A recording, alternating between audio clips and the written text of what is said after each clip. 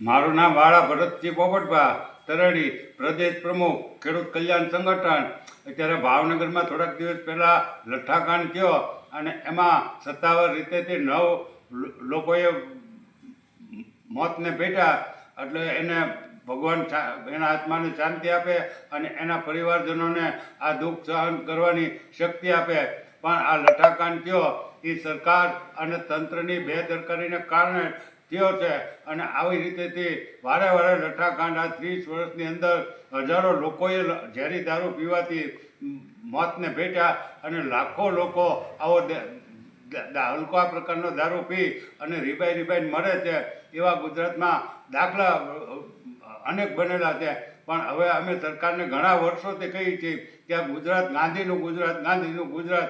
ગાંધી તો આખા ભારતના રાષ્ટ્રપિતા હતા, સરદાર તો આખા ભારતના નેતા હતા. કાંઈ ગુજરાત પૂરતીના ગાંધીજી કે સરદાર પટેલ કાંઈ નેતા નહોતા. તો આખા દેશની અંદર ક્યાંય દારૂબંધી નથી અને ગુજરાતમાં દારૂબંધી છે. એટલે સરકારને અમે વર્ષોથી કહીએ છીએ કે હવે આ દારૂબંધી અને આ સરકારમાં તો હવે આ ભાજપ સરકારમાં તો આ લઠ્ઠાકાંડ નથી, આ અમે અમારી ગામની ભાષામાં આ લોઠાકાંડ છે. ભાજપના લોઠાઓ જ આ દારૂ વેચી અને આવા ગોરખ ધંધા કરે. ઝેરી દારૂ આ મિથેલિન જે અત્યારે ભેળવે છે એ તો એક પ્રકારનું મેથેલિન છે. એ તો બહુ ભયંકર ઝેર છે. હવે 5-10 ગ્રામ માણસના પેટમાં ગયું હોય તો મરી જાય. અત્યારે 100 થી 200 ગ્રામ સુધી એના પેટમાં જે નીકળ્યો હોય એ માણસો બચે. એટલું તો હાથીના પેટમાં ગયું હોય તો હાથીએ મરી જાય. એટલે અમે કહીએ છીએ કે ભાઈ આ દારૂબંધી સરકાર વહેલી તકે ભૂપેન્દ્રભાઈની સરકાર હટાવી. દારૂ ચારેય યુગમાં પીવાતો આવતો, યુગોથી દારૂ પીવાતો. ભગવાન રામના સમયમાં પણ આપણે વાંચીએ છીએ, બધાને ખબર છે ઇતિહાસની કે એ વખતે પણ કુંભકર્ણને બધા દારૂ પીતા જ હતી. ભગવાન કૃષ્ણના સમયમાં દારૂ પીવાતો મથુરામાં. અને આપણે બધા એના ઇતિહાસમાં સાક્ષી થઈ. ભલે મેં જોયું નથી કે ખબર નથી, નહીંતર પાછા મોરારી બાપુની ઘરે માફી મગાવવાના દીકરા હતા. પણ ભગવાન કૃષ્ણના સમયમાં દારૂ તો પીવાતો હતો અને અત્યાર સુધી ચારેય યુગમાં પીવાના એવા પુરાવા છે. પણ આ ગુજરાતમાં દારૂબંધી છે એ તદ્દન ખોટી અને વાહિયાત અને લોકોને ભરમમાં નાખી અને ઝેરી દારૂ પાવાની છે. એટલે સરકારને અમારી વિનંતી છે કે તાત્કાલિક જો ભૂપેન્દ્રભાઈ પટેલ અને એની સરકારમાં માનવતા હોય તો દારૂબંધી હટાવી લેવી જોઈએ. હવે 4-5 દિવસ થઈ ગયા પછી કાલ ભાવનગરની અંદર જીતુભાઈ વાઘાણી આવી અને મોટી બણગા ફૂંક્યા, ફાંકા માર્યા કૃષિ મંત્રીએ કે હવે દારૂબંધી તો હટશે જ નહીં. તો દારૂબંધી ન હટે તો તમારે આ બધા ગરીબ માણસોને હું ઝેર પાઈને મારી નાખવાના છે.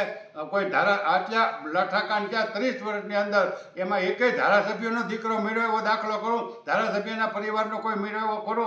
કોઈ સંસદ સભ્યનો દીકરો કે એના મા બાપ કે પરિવારના સંસદ સભ્ય ધારાસભ્ય દારૂ પીને લઠ્ઠાકાંડમાં ગુજરી ગયો એવો એકેય દાખલો હોય તો બતાવો. કોઈ અબજોપતિનો દીકરો મરી ગયો, એને તો બધાને દારૂ જેવો જોઈએ એવો ગુજરાતમાં ઘેરે બેઠા ચોખ્ખો દારૂ એને મળી રહે છે.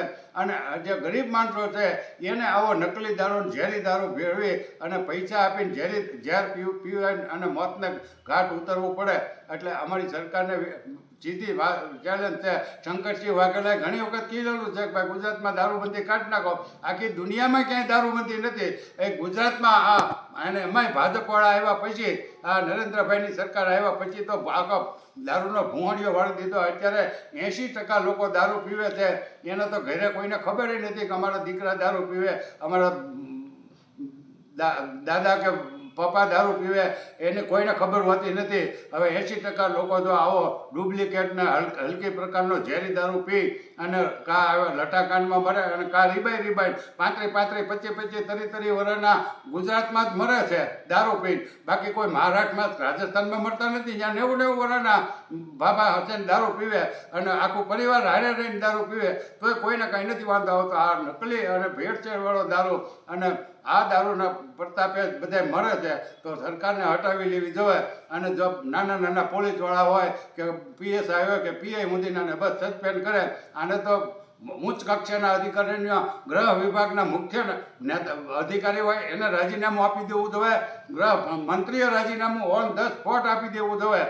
એક ઘડીનો વિલંબ ન કરવો જોઈએ. તમારી કરતાં તો લાલ બહાદુર શાસ્ત્રી હારા હતા, ખાલી રેલવેનું એક્સિડન્ટ થયું તરત રાજીનામું આપી દીધું. તમારી પાસે રાજીનામા પ્રજાને માગવા પડે એ જ તમારી માટે શરમજનક બાબત છે.